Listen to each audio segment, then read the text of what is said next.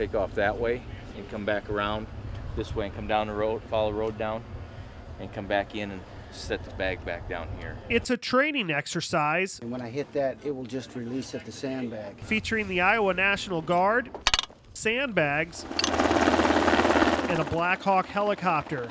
We'll just fly in, lower the cable.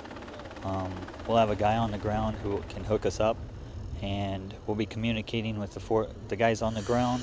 They'll talk to us in the air, let us know what part of the levee needs the sandbags, and we'll basically make round after round between the pickup and the drop-off until the mission's complete.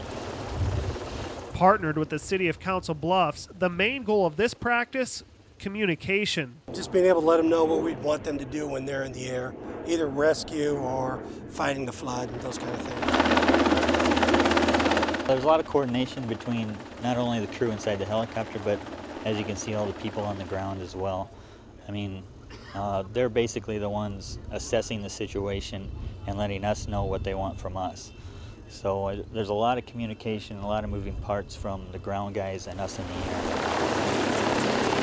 This exercise also gives both pilots an opportunity to fly with an extra 2,500 pounds. Yeah, when you're flying with anything under the aircraft on a line like that, it's kind of like a fulcrum.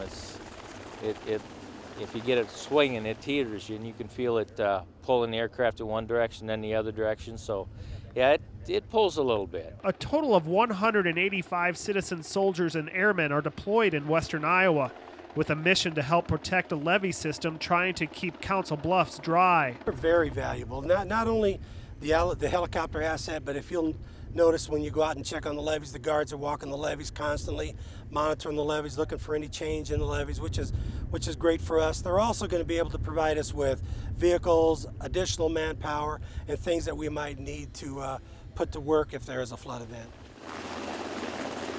This group joined in the fight against the rising waters of the Missouri River Tuesday, June 28th. They are experienced. Each one served in Iraq or Afghanistan. But here in the Bluffs, number one is they can provide us above ground view of an incident where there may be flooding going on. They can identify locations where victims may be on houses. They are also set up to where they could actually lower a paramedic down, rescue people, bring them up in the helicopter, and then fly them out to an area where we're going to be set up at. Another option is, as you see the bags out here and the cable, they can actually pick up bags. If we have a particular area in the levee or a place where there's a breach, they can drop those bags and begin to plug that breach. The city of Council Bluffs has 2 predetermined locations for the Guard to pick up the large sandbags. One on South 11th and 2nd Avenue, and this one at the fire training facility on 34th Avenue. We're always preparing for a possible flood event, and this is just another piece of that puzzle. Mission focused and warrior ready.